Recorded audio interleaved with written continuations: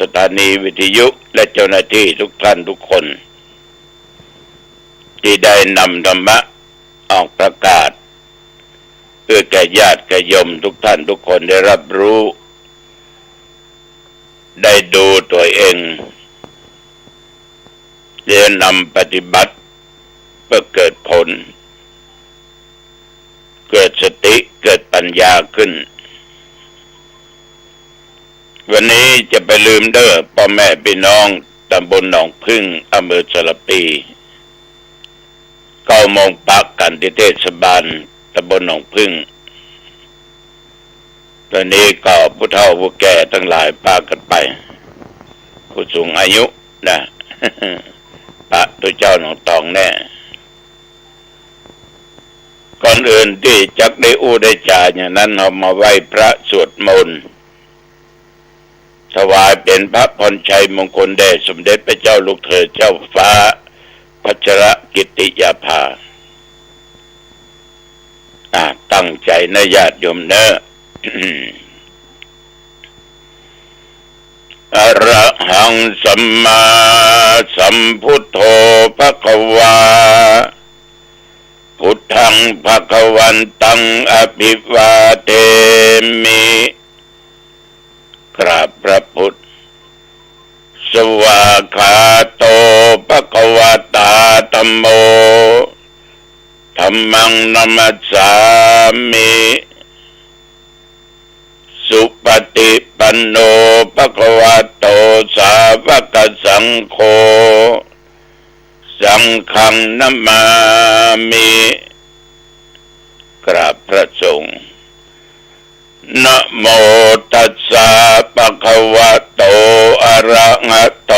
สัมมาสัมพุทธัสสะนะโมตัสสะภะคะวะอะระหะโตสัมมาสัมพุทธัสสะนะโมตัสสะภะคะวะโตอะระหะโต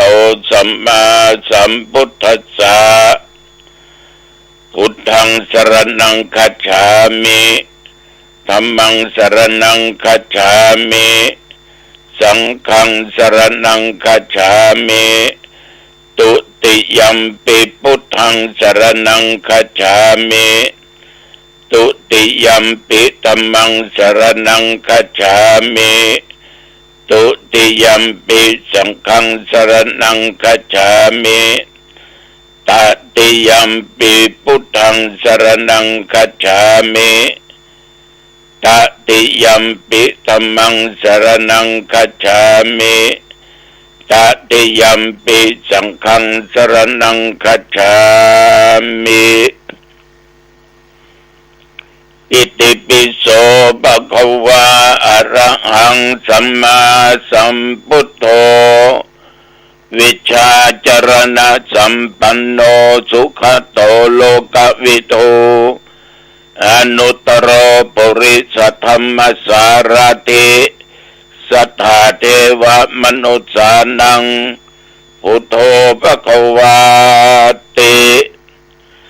ยันตุนิมิตังอวมังคลัญจาโยจามนาโปสกุณัสสัทโธปาปะคะโหตสุปินังอกันตังพุทธานุภาเวนะวินาสเมนตุสวากขาโตภควตาธัมโม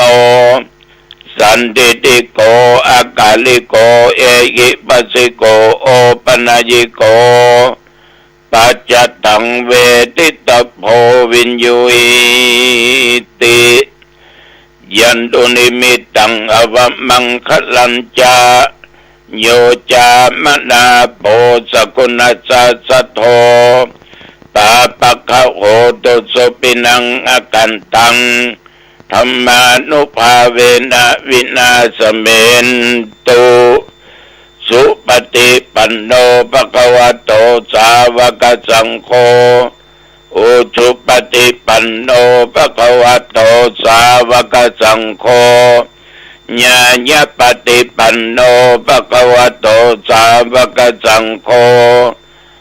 สามีจิปฏิปันโนภควโตสาวกสังโฆยะติทังจัตตาลิปุริสยุคานิอัฏฐปุริสปุคลาเอสะภควโตสาวกสังโฆ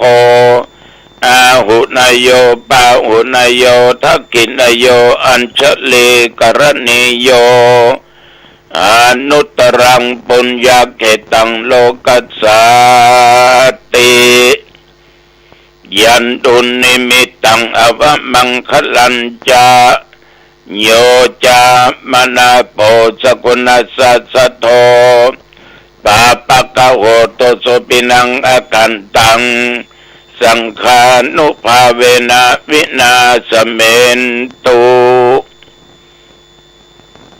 วิปัสสิสานมัตตุจักขุมันตัสสะสิริมัตโตสิกิสปินมัตตุสัพพุตานุคัมปิโนเวสปุสานมัตตุนาหาตกัสสะตปัสสิโนนะมัตถุกะโกสันตัสสะมาราเสนะปมาทิโนโกนาคัมวันโนโกนาคัมมนาสะนะมัตถุปมานาสะกุสิมะโตกัสสะปัสสะนะมัตถุวิปมุตตัสสะสัพพติอังคิรัสสะนะมัตถุสักยปุตตัสสะสิริมัตโตโยอิมังธรรมเตเสสิสัพพทุกขาปะโนทนังเยจาปินิพุตตโลเกยะถาพุทธังวิปัสสิสุง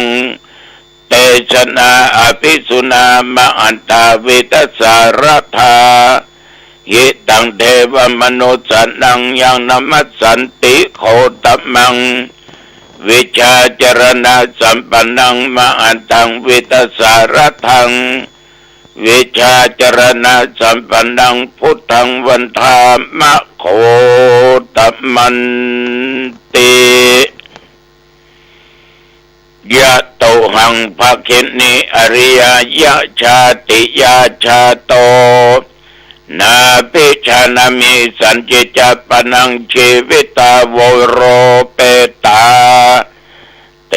นะสัจเจนะโสติเตโอตุโสติขัปสสะโพชังโคสติสังคโตธรรมนังวิจโยตถา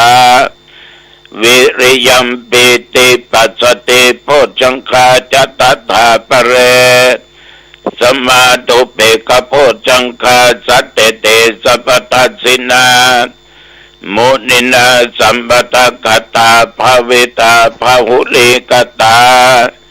สังวัตันติอภิญญานิพพานยาจะโพธิยาเอเตนะสัจจวเชนะโสติเตโอตุสัพพทาเอกัสสมิงสมเยนะโทโมคลานันจกัสสปังคิลเนตุกิตวติสวัตโพชังเคสตะเทสเนเตจตังจะอภินันติตวาโรคามจิงสุตังคะเนเอเตนะสัจจวเชนะโสติเตโอตุสัพพทาเอกทาธรรมราชาปิเกรัญเยนะพิปิริโตจุนดาเทเรนะตัญเยวะพนาเปตวานะสัตรังสมโมติตวาจะอปทาตินนัมปิมะเยสินังมัคคะอัตตกิเลสาวะปัตตานุปติธรรมตังเอเตนะสัจจวัชเชนะโสติเตโอตุสัพพทาภวัตุสัพพมังคลังรักขันตุสัพพเทวตาสัพพพุทธานุภาเวนะสัทธาโสติภวันตุเตภวตุสัพพมังคลังรักขันตุสัพพเทวตาสัพพธรรมานุภาเวนะสัทธาโสติภวันตุเตภ ภวตุสัพพมังคลังรักขันตุสัพพเทวตาสัพพสังฆานุภาเวนะสัทธาโสติภวันตุเตโดยบทพุทธานุภาพธรรมานุภาพสังฆานุภาพบทสาธยายมนต์อันศักดิ์สิทธิ์และด้วยจิตอันตั้งมั่นอาตมภาพขอถวายพระพรชัยมงคลแด่สมเด็จพระเจ้าลูกเธอเจ้าฟ้าพัชรกิติยาภานับแต่บัดนี้เป็นต้นไปขอพระองค์จงทรงหายจากอาการพระประชวรขอมีพระสุขภาพพลามัยอันแข็งแรงมีพระชนมายุยิ่งยืนนานได้120 พระพรรษายิ่งขึ้นไปขอถวายพระพรกรมอุตุได้ประกาศบอกหมายไว้ว่าหลายจังหวัดที่จะต้องเจอพายุเจอฝนเจอลมเจอลูกเห็บดังที่ญาติโยมคงจะได้บริโภคข้าวกันบางอำเภอบางจังหวัดตกหนักขนาดดังคาผิวว่อน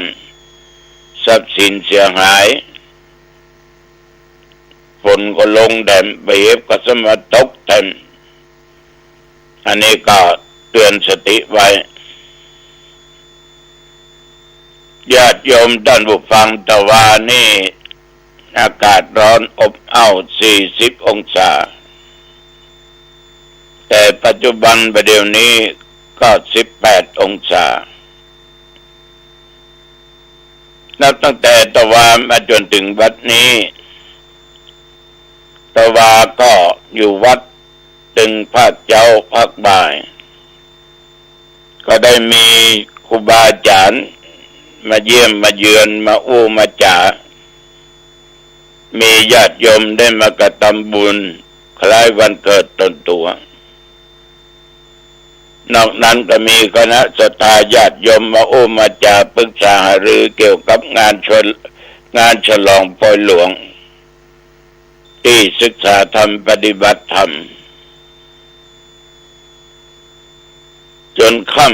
ำก็เดินออกกำลังกายส่งน้ำส่งท่าเรียบร้อยก็นุ่งห่มออกจากวัดไปแสดงธรรมในงานข่าวดำที่หน้าวัดสลีสุพรรณกลุ่มหนุ่มสาวจังหวัดเชียงใหม่แม่จินดาเป็นผู้นำมาพร้อมด้วยกลุ่มหนุ่มสาวและองค์กรต่างๆเป็นเจ้าภาพในการเทศน์และการสวดต้องขออนุโมทนาต่อญาติโยมทุกท่านทุกคนมีความตั้งอกตั้งใจฟังท่านทั้งหลายได้เทศนาใช้เวลาอยู่ประมาณ40 นาทีก็จบเมื่อตะวันนี้ผ่านมานี่แต่ตะบนหนองตองก็มีรายงานฝนตกเนอะปลอดโปร่งแดดนี่แม่เป็นเจ้าเหตุอุดับตับไหมเขาว่านะนั่นเป็นเรื่องของภัยธรรมชาติที่มันจะเกิดขึ้นทุกสิ่งทุกอย่างญาติโยมกันไว้ดีกว่าแก้แย่จะแก้ไขปัตตันนี่ฝากไว้กับญาติกับโยมเนอะก็ออกไม่ออกท่านทั้งหลายทุกท่านทุกคนแต่ว่าดังที่กล่าวได้มีโอกาสได้นั่งสนทนาปราศัยเกี่ยวกับเรื่องพระธรรมวินัยกับญาติกับโยมกับตุเจ้าก็หลายท่านหลายองค์มาโจทนากันถึงเรื่องเกี่ยวกับว่ามรรค8 ประการนั่นน่ะว่ามันคืออะไรอย่างก็ได้ได้จ่าปรึกษาหรือว่ามรรคคือหนทาง ถ้าไผ่นำในหัวข้อธรรมในมรรคแปดก็จะนำไปสู่ความเจริญและความบรรลุถึงมรรคผลนิพพานได้มีสัมมาทิฏฐิสัมมาสังกัปปะสัมมาวาจาสัมมากัมมันตะสัมมาอาชีวะสัมมาปัญญามะสัมมาสติสัมมาสมาธิตัวที่สำคัญตัวนี้ก็คือสัมมาสติความระลึกชอบญาติโยมท่านทั้งหลายสติมาปัญญาเกิดสติเตลิดมักจะเกิดปัญหาจิตเราต้องมีสติคุมอยู่ตลอด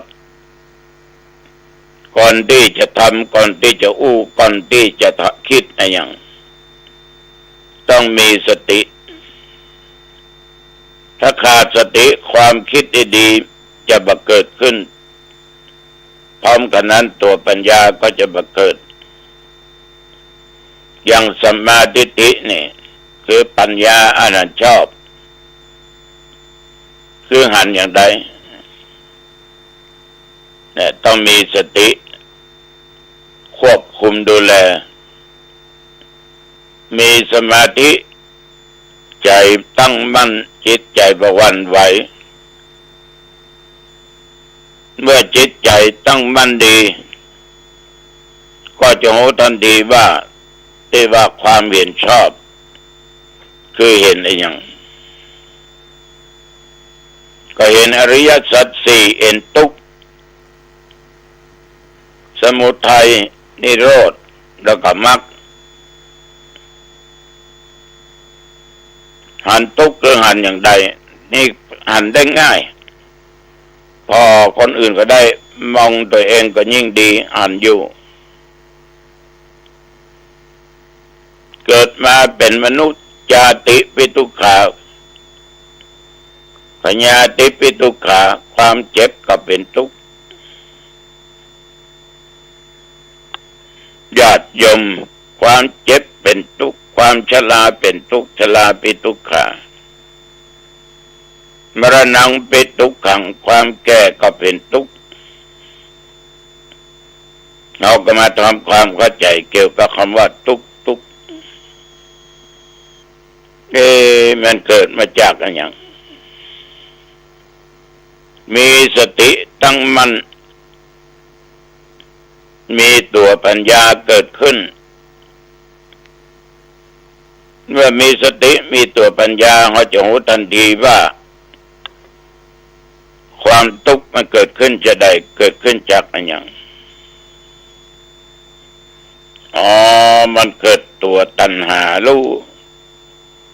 เกิดจากตัวตัณหาคือความอยากได้นั้นอยากได้อันนี้อยากได้ยศอยากได้ทรัพย์อยากได้ศักดิ์ศรีอยากมั่งอยากมีก็ได้สเปดฉะนั้นความอยากต่างๆเนี่ยเป็นตัวตัณหาต้องระมัดระวังคือใจสติควบคุมว่าทุกข์นั่นนะมันมาเกิดมาจากไหนเมื่อเกิดได้ว่าทุกข์เกิดมาจากตัวตัณหาก็แปลว่าความอยากกามตัณหาอยากในกามภวตัณหาอยากเป็นนั้นอยากเป็นนี้วิภวตัณหาอยากเป็นอย่างสักอย่างญาติโยมความอยากของคนคนนี้มีที่สุดตัณหาเนี่ยนะนัตถิตัณหาสมานาทีแม่น้ำเสมอด้วยตัณหาบ่มีท่านทั้งหลายแสดงว่าตัณหานี่มันกว้างมันใหญ่เอาว่ามันเกิดจากตัวตัณหาเกิดจากความอยากของเรา อยากเป็นนั้นอยากเป็นนี้สัมปัญญาอย่างเวลาเดี๋ยวนี้ใกล้จะเลือกตั้งหน่วยงานองค์กรอบต.เทศบาลเนี่ยคนที่ลงนายกก็ใจเต้นตุ๊บตับตุ๊บตับตุ๊บตับเขาเรียกว่าทุกสิ่งทุกอย่างถ้าขาดสติเมื่อใดความบันไลเกิดขึ้นเมื่ออันมูที่จะลงนี่ก็เป็นทุกข์ละว่าสอทอมว่าสอขออย่างทุกสิ่งทุกอย่างมันจะหาความสุขก็ได้เนี่ยจะได้กูจะต้องได้ในสิ่งที่กูอยากได้เกิดสปะสเปดล่ะเนี่ยญาติโยมบางคนก็มัวแต่ลุ่มหลงในเรื่องของกามคุณในรูปในเสียงในกลิ่นในรสและการสัมผัสอารมณ์ต่างๆที่เกิดขึ้นตั้งตาตั้งหูตั้งจมูกตั้งลิ้นตั้งกายตั้งใจหมู่นี้จะเกิดเป็นอารมณ์เป็นสุขก็ได้ทุกข์ก็ได้ฉะนั้นญาติโยมคนที่มีสติและปัญญานี่สามารถจะรู้แจ้งแทงตลอดในเรื่องเหตุผลที่ทำให้เกิดทุกข์เกิดจากตัวตัณหาเมื่อจะดับทุกข์ก็ดับที่ตัวตัณหาได้เพราะเป็นนิโรธถ้าหนทางก็ดังที่กล่าวมักมีองค์8เนี่ยที่เราต้องนำปฏิบัติกันแต่พระเจ้าก็บอกว่า8ข้อนี้ขาดสติตึงมีเพราะตัวสติเป็นตัวตั้งมั่นเป็นตัวสำคัญที่สุดอันนี้ฝากไว้กับญาติกับโยมนะเอาละญาติโยมได้รับฟังหันว่าเป็นเวลาพอสมควรอายุวันโนสุขังพลังพบกันใหม่โอกาสหน้าเจริญพร